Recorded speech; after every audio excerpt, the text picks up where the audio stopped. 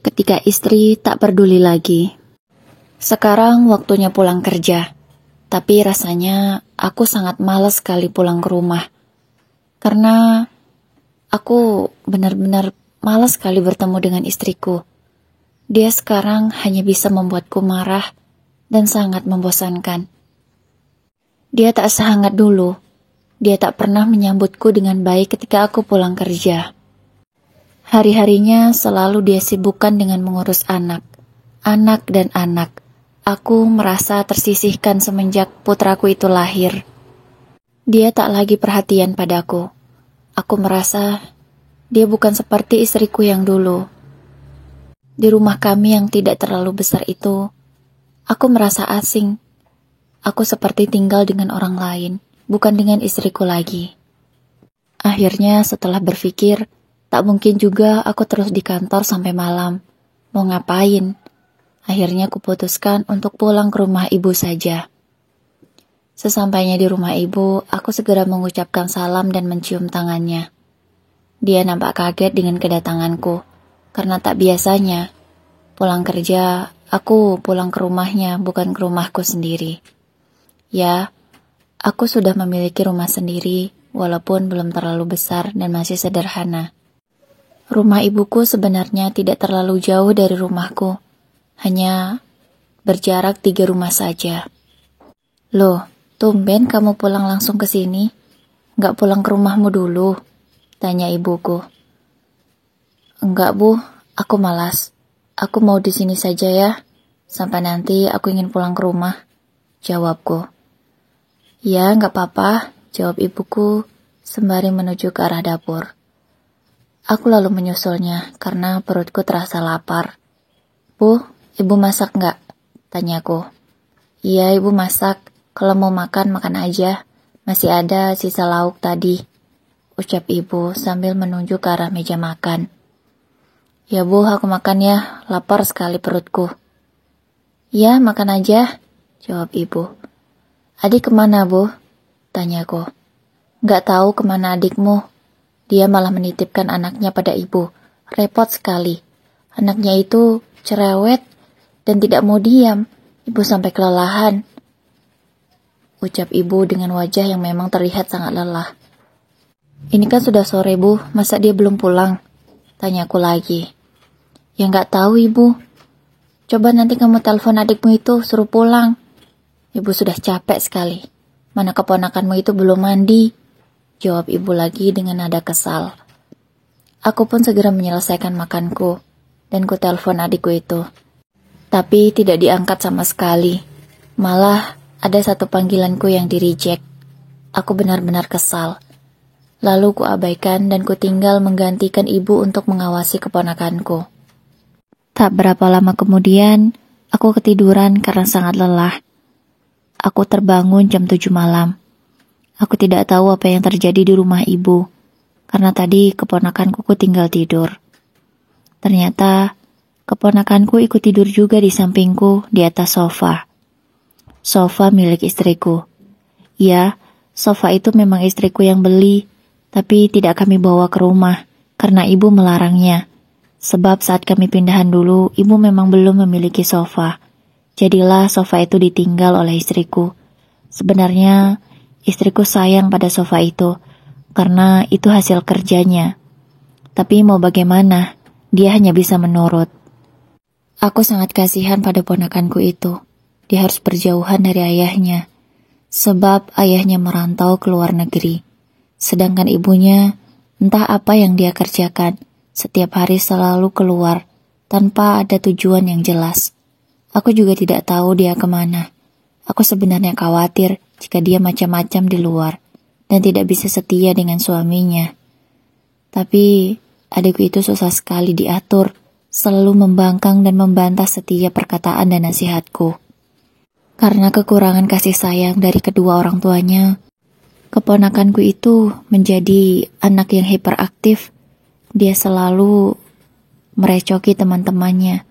Jadilah, dia hanya sedikit memiliki teman, karena para orang tua takut jika anaknya akan dijahili atau dinakali oleh keponakanku itu. Karena sudah malam, aku memutuskan untuk pulang. Aku berpamitan pada ibu. Kulihat ibu sedang bermain TikTok di kamarnya sambil berjoget-joget entahlah apa itu. Tapi aku tidak peduli. Aku mau menganggap kalau ibu hanya butuh hiburan saja karena sudah penat seharian mengurusi cucunya. Aku lalu berpamitan untuk pulang. Sesampainya di rumah, kulihat rumahku gelap. Tidak ada cahaya lampu. Aku menjadi khawatir. Kemana anak dan istriku? Apakah tidak ada di rumah? Aku emosi, tapi sekaligus khawatir juga. Aku lalu mengetuk pintu. Tidak dikunci ternyata. Aku segera masuk tanpa mengucapkan salam. Karena aku khawatir. Tidak kutemukan anak dan istriku di ruang tamu. Kulihat ada cahaya dari dalam kamar. Ternyata dari senter HP. Aku segera bertanya pada istriku yang tampak belum tidur. Kenapa lampunya nggak dinyalain sih? Kamu ini kenapa lah? Sudah malam bukannya nyalain lampu, malah nyalain senter HP. Ucapku dengan nada kesal. Ya udah mas, nyalain sendiri aja. Jawab istriku dengan cuek. Aku pun mencoba untuk menyalakan saklar lampu. Tapi aku coba berkali-kali tidak menyala sama sekali. Jangan-jangan pulsanya habis, gumamku dalam hati. Aku lalu bertanya pada istriku. Pokoknya habis ya? Jawabku dengan nada kesal. Iya mungkin. Jawabnya jutek. Aku benar-benar kesal dengan jawaban istriku. Rasanya ingin sekali aku menamparnya. Aku pun mengecek keluar rumah dan ternyata benar. Pulsanya habis 0 rupiah. Aku kembali masuk ke dalam rumah. Kenapa kamu tidak mengisinya? Kan sudah kuberi uang belanja. Kenapa sih? Tanyaku dengan sangat kesal. Uangnya sudah habis. Jawab istriku singkat. Habis?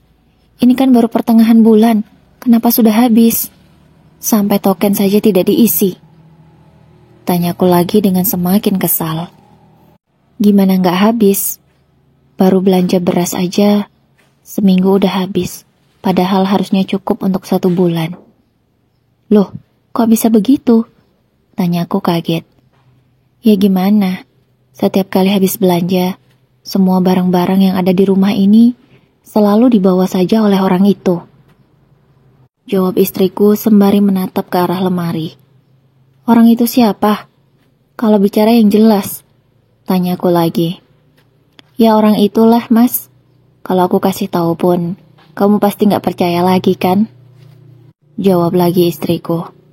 Sebenarnya aku tahu siapa yang istriku maksud.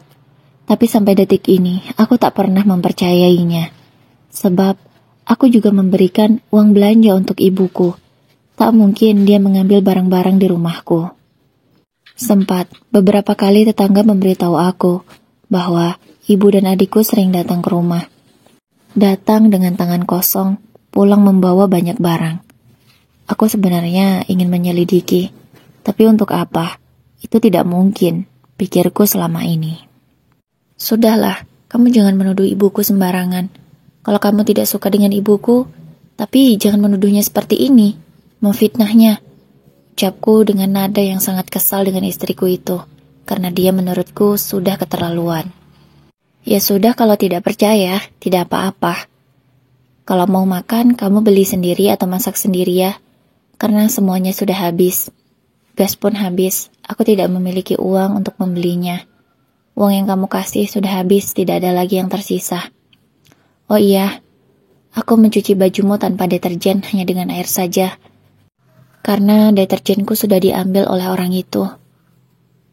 Lagi-lagi istriku menyindir nama ibuku. Aku semakin kesal. Aku hanya bisa terdiam mendengar ocehannya itu. Lalu ku tinggal istriku ke dapur. Karena aku penasaran dengan ucapannya tadi, apakah benar semuanya sudah habis. Dengan senter HP-ku, aku menuju ke dapur dan mulai mencari barang-barang yang biasanya istriku simpan. Ku buka semua lemari yang ada di dapur itu. Benar, tidak ada lagi beras, minyak sayur, bahkan bawang pun tidak ada. Aku menuju ke kamar mandi untuk mengecek deterjen yang istriku maksud tadi. Memang benar, tidak ada juga. Kulihat baju basah yang sepertinya habis dicuci oleh istriku. Tidak ada bau wangi deterjen sama sekali. Kulihat ke tempat sampah, aku penasaran. Mungkin saja habis. Tapi istriku menuduh ibu. Tapi ternyata tidak ada sampah bekas bungkus deterjen. Hanya ada sampah mie instan saja. Kulihat istriku baru saja memasak mie sepertinya. Jadi seharian ini dia hanya makan mie. Aku lihat lagi ke tempat sampah. Hanya ada 1 bungkus mie saja.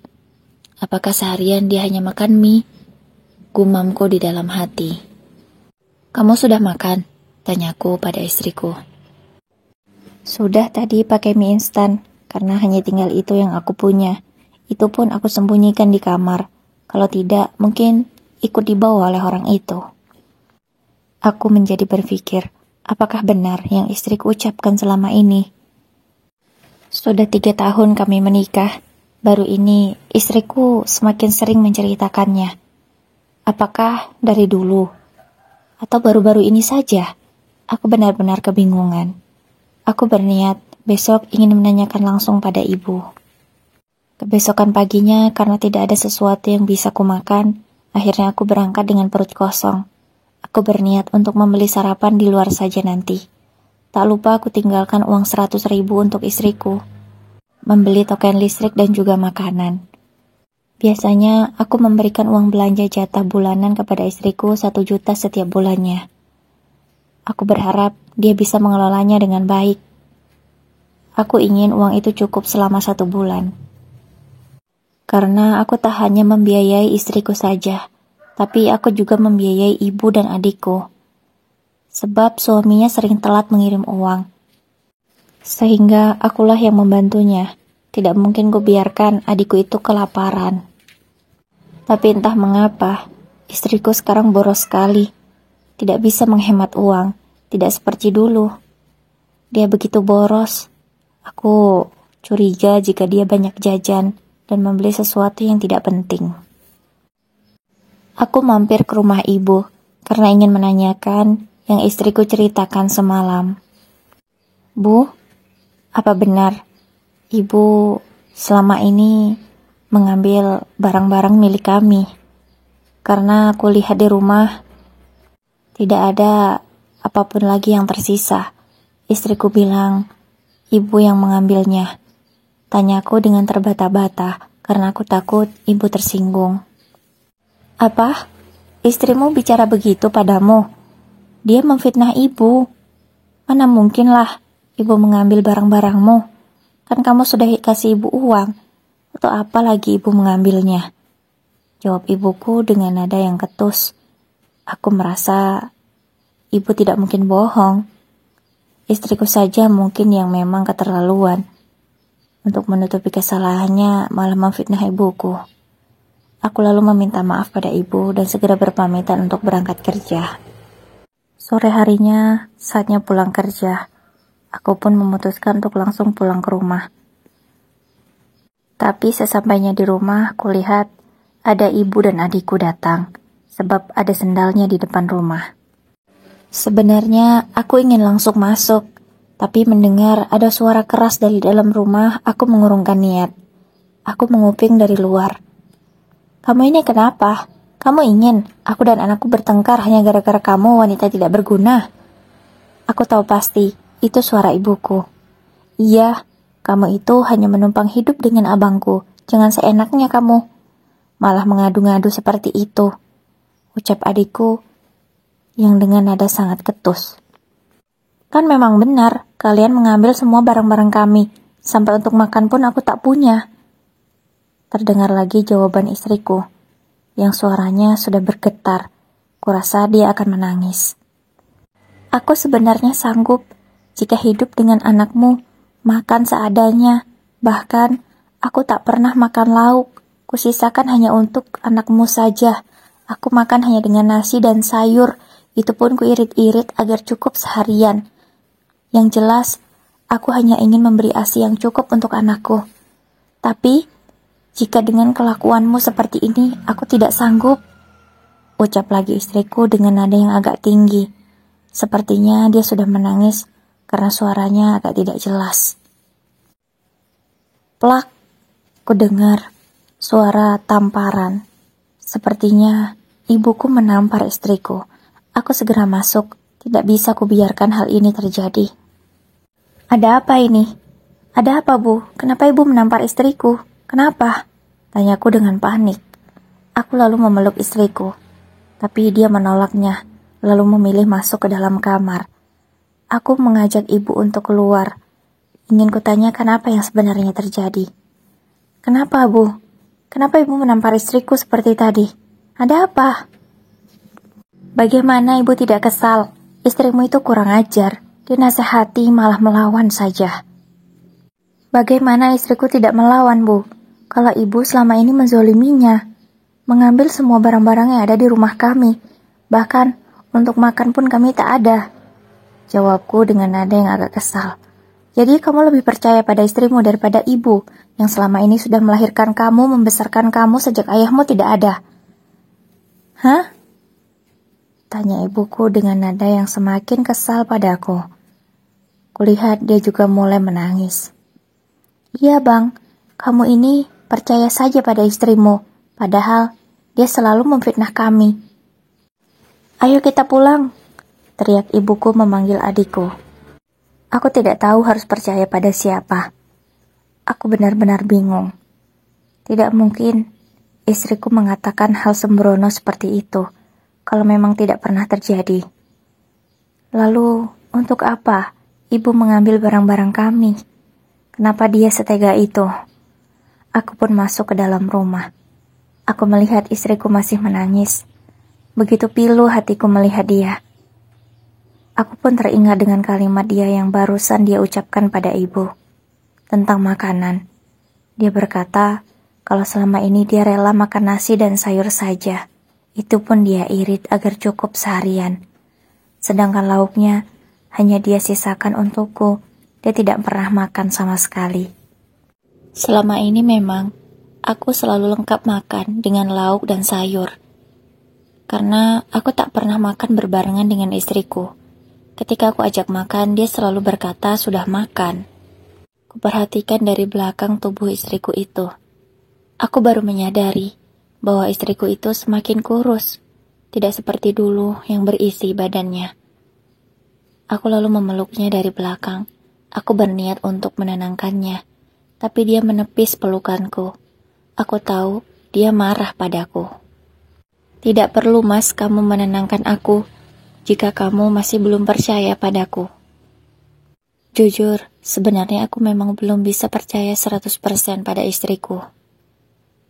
Karena tak mungkin ibuku melakukan hal seperti itu. Karena bingung, aku hanya bisa berkata pada istriku, sudah, jangan menangis lagi ya, aku minta maaf. Sekarang kamu mandi, dan siap-siap, aku ingin mengajakmu makan di luar. Niatku ingin mencairkan suasana, agar kami tidak terus bertengkar seperti ini. Gak perlu mas, nanti uangmu gak cukup lagi untuk membiayai hidup ibumu dan juga adikmu itu. Mendengar ucapan itu, aku menjadi emosi. Memangnya kenapa kalau aku membiayai ibuku? Bukankah itu kewajibanku? Tanyaku kesal. Aku tidak masalah mas, jika kamu membiayai ibumu, karena memang kamu masih wajib menafkahinya. Tapi tidak dengan adikmu. Dia itu sudah menikah, sudah memiliki suami. Dia tanggung jawab suaminya, bukan tanggung jawabmu lagi. Ucap istriku dengan nada yang tinggi. Memangnya kenapa? Dia itu adikku. Jika suaminya belum mengirim uang, apa tidak boleh aku membantunya? Boleh saja, tapi tidak. Jika kamu malah lebih banyak memberikan dia uang daripada kamu memberikannya padaku. Jawab istriku hingga dia menangis lagi. Cukup, kamu semakin membangkang saja sekarang padaku. Mana janjimu ingin menjadi istri yang baik? Ucapku, karena aku juga sangat kesal. Apa, istri yang baik? Memangnya kamu sudah menjadi suami yang baik? Tanya istriku balik, membuatku jadi terdiam. Apa pernah selama ini kamu menanyai aku, bagaimana hari ini? Apakah anak kita baik-baik saja? Pasti kamu tidak tahu kan mas, kalau anak kita tadi malam demam, kamu tidur dengan pulasnya tanpa peduli sama sekali. Apa kamu tahu, jika aku tidak memberitahu, bahwa semua barang-barang di rumah ini sudah diambil oleh ibumu dan juga adikmu itu. Apa kamu tahu, jika sudah bertahun-tahun, aku tidak pernah membeli skincare, peralatan untuk mempercantik diri. Apa kamu tahu? Kamu tidak pernah tahu karena kamu tidak pernah peduli. Apa kamu tahu, jika kuotaku habis, aku tidak memiliki hiburan selain anakku saja? Apa kamu tahu itu? Kamu tidak pernah tahu. Apa kamu tahu? Terakhir kapan aku jajan di luar, makan di luar? Kamu tidak tahu kan? Karena kamu tidak pernah peduli. Apa kamu tahu, jika selama ini aku menstruasi menggunakan kain, tidak menggunakan pembalut, karena aku tidak mampu membelinya, sebab uang belanjamu kurang. Apa kamu tahu? Kamu tidak pernah tahu, karena kamu tidak peduli. Apa kamu tahu, selama ini aku hanya makan dengan kuah sayur atau hanya sedikit sayur saja, karena aku menghemat supaya cukup uang belanjamu itu untuk 1 bulan. Apa kamu tahu? Kamu tidak tahu, karena kamu tidak pernah peduli. Apa kamu tahu jika pampers anakmu habis, sudah 2 hari dia tidak pakai pampers, hingga mengompol, membuat kasur pesing, selimut pesing, semuanya pesing, dan aku mencucinya tanpa deterjen, sehingga membuat semua baju jadi amis. Apa kamu tahu? Kamu tidak pernah tahu, karena kamu tidak peduli. Tidak pernah menanyakan bagaimana aku, bagaimana keadaan rumah ini. Kamu tidak pernah tahu, Mas, karena kamu tidak pernah menanyakannya padaku. Apa kamu tahu, 2 hari yang lalu aku demam? Tidak, kamu tidak tahu, karena kamu sama sekali tidak memperdulikan aku. Mungkin kamu jijik ingin mendekatiku, apalagi menciumku, karena aku yang tidak pernah wangi, sebab mandi hanya sebentar saja, itu pun hanya memakai sedikit sabun. Untuk apa? Karena aku ingin menghemat pengeluaran, supaya uang 1 juta darimu itu cukup untuk 1 bulan. Apa kamu tahu sudah berapa lama ibumu melakukan ini, mengambil barang-barang kita? Apa kamu tahu sudah berapa lama? Kamu tidak pernah tahu. Apa kamu tahu sudah berapa kali sering ibumu menampar wajahku ini? Apa kamu tahu? Kamu tidak pernah tahu, karena kamu tidak peduli padaku. Lalu istriku terdiam setelah mengucapkan semua itu. Dia menangis, meringkuk, menundukkan wajahnya. Aku benar-benar teriris mendengar semua cerita istriku tadi. Serasa masih tak percaya, tapi tak mungkin istriku berbohong dan mengada-ngada. Ini adalah sebuah kenyataan. Seketika aku terduduk lemas di lantai. Aku benar-benar tak menyangka jika istriku menyimpan luka sedalam ini. Menyimpan derita sendirian yang tak berkesudahan. Aku benar-benar merasa bersalah. Aku hanya bisa mengatakan maaf sambil tertunduk di pinggiran ranjang di dekat istriku. Aku tidak tahu berkata apa lagi. Aku sudah menjadi suami yang gagal. Aku tidak tahu. Istriku sangat menderita selama ini. Aku hanya memperdulikan diriku sendiri tanpa memperdulikannya. Selama ini, aku memang tidak pernah mempercayai ucapan istriku, cerita-ceritanya tentang ibu dan adikku. Aku tidak pernah mempercayainya. Aku selalu mempercayai ibu dan juga adikku. Karena ibu yang melahirkan aku dan adikku yang selama ini bersamaku, bukan istriku yang baru beberapa tahun ini aku nikahi. Tapi tak kusangka, memang itulah kenyataannya. Ibu dan adikku begitu kejam memperlakukan istriku. Besok, aku mau pulang ke rumah ibu dan ayah. Aku tidak sanggup lagi. Sudah cukup aku bersabar. Percuma, sia-sia, ucap istriku lagi. Lalu dia berbaring untuk tidur. Aku tidak tahu. Rasanya, aku tidak bisa menjawab ucapan istriku barusan. Aku tidak sanggup. Aku pun menangis dengan suara yang agak keras. Aku tak dapat lagi menahan kesedihanku ini dan menahan rasa bersalah di dalam diriku. Bodohnya aku sebagai suami, tidak mengerti apa yang terjadi di dalam rumahku sendiri. Aku lalu memeluk istriku. Aku meminta maaf lagi padanya, dan kukatakan, aku mohon, jangan pulang. Aku mencintaimu, aku minta maaf. Aku akan memperbaiki semuanya, aku mohon, jangan pulang. Ucapku sambil memeluknya erat, karena aku takut kehilangan dia. Aku percaya padamu sekarang. Aku mengerti siapa yang benar dan salah. Aku minta maaf, karena mungkin aku sudah terlambat menyadarinya. Aku mohon maafkan aku. Ucapku lagi memohon pada istriku itu. Tapi dia hanya diam, tanpa menjawabku sama sekali. Kami pun tertidur. Kebesokan paginya, aku memutuskan untuk cuti, izin sakit dari kantor. Aku ingin menyelesaikan masalah rumah tanggaku ini. Aku tidak mau izin yang lain, karena akan dipotong gaji nantinya. Kulihat istriku memasukkan baju-bajunya ke dalam tas. Aku yakin dia pasti nekat untuk pulang. Aku memohon lagi padanya, tapi dia hanya terdiam dan tidak peduli. Lalu menggendong anak kami untuk segera keluar dari rumah. Aku mohon jangan pulang ke rumah ayah ibu. Kita bisa selesaikan dulu ini baik-baik. Aku mohon padamu. Ucapku sembari menggenggam tangan istriku, tapi dia tetap tidak peduli. Lalu, dia berusaha untuk keluar dari rumah. Sekuat apapun aku menahannya, aku tak mampu. Dia tetap nekat untuk pulang. Ternyata di depan rumah sudah ada abangnya yang menjemput. Melihat wajah kakak iparku itu, nyaliku ciut. Aku tak mampu untuk menahan istriku lagi. Akhirnya, ku biarkan istriku untuk pulang dengan abangnya. Walaupun sebenarnya hatiku sangat perih. Tak menunggu lama, aku langsung ke rumah ibu. Aku ingin menanyakan hal ini padanya. Sampai di rumah ibu, aku benar-benar terkejut. Karena ibu dan adikku baru saja pulang belanja. Mereka terlihat bahagia dengan belanjaan yang mereka barusan beli. Oh, jadi kalian banyak uang ya? Bisa belanja foya-foya seperti ini. Sedangkan kalian membiarkan tidak ada lagi makanan di rumahku. Ucapku dengan nada yang kesal. Maksudmu apa nak bicara seperti itu? Ucap ibuku berpura-pura tidak tahu. Sudahlah Bu, jangan berakting lagi. Aku sudah tahu semuanya.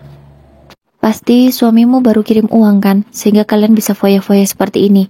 Sedangkan uang dariku dan juga barang-barang yang ada di rumahku kalian gunakan untuk makan sehari-hari, iya kan? Jawabku dengan nada yang semakin keras, karena aku sangat emosi. Karena memang di subuh tadi aku sempat mengirim pesan pada adik iparku dan bertanya, apakah sudah mengirimkan uang pada istrinya? Dan dia menjawab sudah, dengan nominal yang sangat besar menurutku, dan uang itu cukup untuk memenuhi kebutuhan adikku itu dan juga anaknya. Tak perlu dia meminta uang. Dan ku tanya juga pada adik iparku itu, apakah nominalnya selalu sama setiap bulannya? Dia menjawab selalu sama, bahkan kadang lebih. Jadi selama ini adikku itu berbohong padaku. Dia sebenarnya tak perlu meminta uangku lagi, karena uang dari suaminya sudah lebih dari cukup. Aku mencecar mereka dengan banyak pertanyaan. Setelahnya mereka tak bisa lagi menjawab dan mengelak. Sudah jelas, apa yang istriku katakan selama ini sebuah kebenaran, bukan kebohongan. Sekarang ibu ikut denganku. Kita ke rumah mertuaku. Aku ingin ibu meminta maaf pada istriku. Aku tidak ingin rumah tanggaku hancur. Ucapku dengan nada yang semakin tinggi. Aku lalu menarik tangan ibu. Ku ajak dia untuk naik motor meskipun dia menolak, tapi aku memaksanya. Aku tidak terfikir lagi ini dosa atau bukan memaksa orang tua seperti itu. Aku lalu melajukan motorku menuju rumah mertuaku. Sesampainya di sana, istriku terlihat duduk dengan tenang bersama orang tuanya. Dia terlihat bahagia, tersenyum sambil bermain dengan anakku. Dia terlihat seperti tidak ada masalah. Kenapa sangat berbeda ketika ada di rumahku? Aku segera mencium tangan kedua mertuaku. Tak lupa, ibuku juga bersaliman. Tumben Bu kesini, ucap ibu mertuaku. Iya Bu, ada perlu sedikit. Dengan menantuku, jawab ibuku dengan malu-malu. Oh iya, tadi istrimu pulang ke sini, katanya kangen sama ayah dan ibu. Jadi dia minta dijemput sama abangnya. Katanya, kamu sedang sibuk tidak bisa mengantar. Makanya, ibu suruh saja abangnya untuk menjemput. Jawab ibu mertuaku dengan lembut. Jadi, istriku tidak mengatakan apapun pada orang tuanya. Tidak mungkin. Jika istriku sudah menceritakan, orang tuanya masih seramah itu padaku. Pasti mereka minimal marah. Ya sudah, ayo masuk, jangan di luar, tidak enak. Ucap ibu mertuaku sembari mengajak kami semua untuk masuk. Tiba-tiba ayah mertuaku menerima telepon. Setelahnya, beliau berpamitan karena ada urusan penting. Ibu mertua juga berpamitan ke dapur untuk membuatkan minuman dan juga cemilan katanya. Aku menganggukkan kepalaku, begitu juga dengan ibuku. Tiba-tiba abang iparku keluar dari dalam rumah. Dia ikut duduk bersama kami. Televisi di ruang keluarga menyala. Aku yakin, jika kami berbicara di sini, ibu mertuaku tidak akan mendengarnya sama sekali. Tapi sepertinya raut wajah abangku begitu muak melihatku. Aku yakin, pasti istriku hanya bercerita kepada abangnya saja, tidak dengan orang tuanya. Abang sudah tahu apa masalahnya. Sekarang mau apa kesini? Tanya abang iparku dengan nada yang tegas. Maaf bang, aku tidak bermaksud untuk menyanyiakan istriku. Aku benar-benar tidak tahu selama ini. Maafkan aku tahu aku salah, aku tahu suami yang bodoh dan tidak bertanggung jawab. Maafkan aku. Aku hanya ingin membawa istriku pulang. Aku minta maaf. Aku minta maaf. Aku menyesal semuanya. Lalu, untuk apa kamu ajak ibumu ke sini? Tanya lagi abang iparku dengan nada yang semakin tegas. Ibu kesini mau meminta maaf kepada menantu ibu. Ibu menyesal. Ibu janji tidak akan mengulanginya lagi. Ibu juga tidak akan mengusik rumah tangga kalian lagi. Ibu mohon maafkan ibu. Pulanglah dengan suamimu. Ibu minta maaf ya nak. Ucap ibu sembari meraih tangan istriku. Ibu bahkan menangis di sana. Dia terlihat begitu menyesali semuanya. Aku tidak tahu apakah ibu benar-benar sudah menyesal atau hanya sebatas ini saja. Bagaimana dek? Apa kamu mau memaafkan ibu mertuamu itu dan kembali pada suamimu? Tanya abang iparku dengan nada yang sangat tegas lagi. Iya bang, kalau memang mereka sudah menyesali semuanya, aku mau memaafkan dan mau kembali. Lagi pula, aku tak tega melihat anakku harus kehilangan ayahnya jika aku tetap ingin di sini. Aku tersenyum bahagia karena istriku mau memaafkan aku dan mau kembali lagi. Aku memeluknya erat. Aku benar-benar bersyukur memiliki istri sesoleha dia.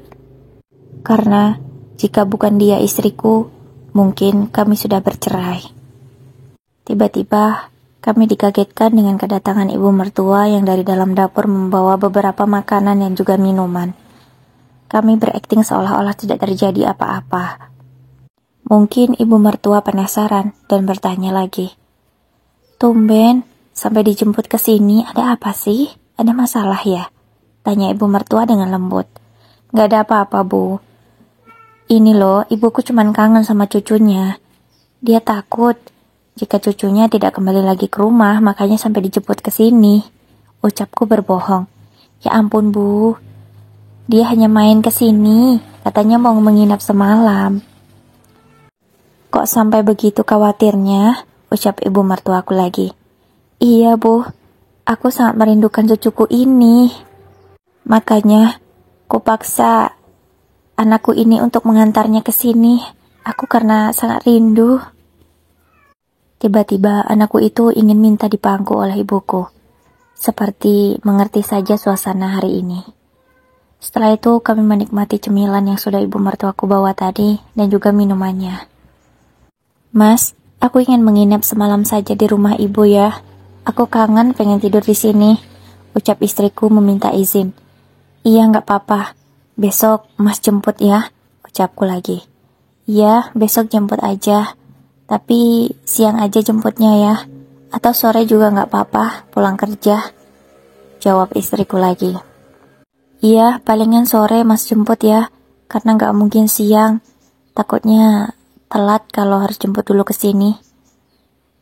Ya udah, kalau gitu Mas pulang ya sama ibu. Kamu baik-baik di sini. Ucapku sembari mencium istriku itu.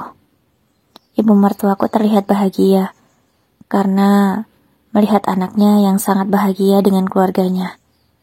Padahal hampir saja pernikahan kami di ujung tanduk. Aku berpamitan pulang dan kebesokan sorenya aku jemput istriku. Kami terlihat seperti tidak ada masalah. Meskipun rasa bersalah ini masih ada di dalam hatiku. Aku berjanji pada istriku untuk menyerahkan semua uang gajiku kepadanya agar dia yang mengelolanya, supaya tidak timbul kejadian seperti tempo lalu. Dan aku meminta pada istriku untuk menyisihkan gajiku sekian setiap bulannya untuk ibu, karena aku memang tetap wajib menafkahi ibu, apalagi ibu sekarang sudah tua, tidak bisa bekerja lagi. Istriku pun setuju akan hal itu, dan dia mengerti betul apa yang harus dia lakukan. Aku bersyukur, setelah semua gajiku kuserahkan pada istriku, keluarga kami semakin baik. Bahkan aku mendapatkan kenaikan jabatan.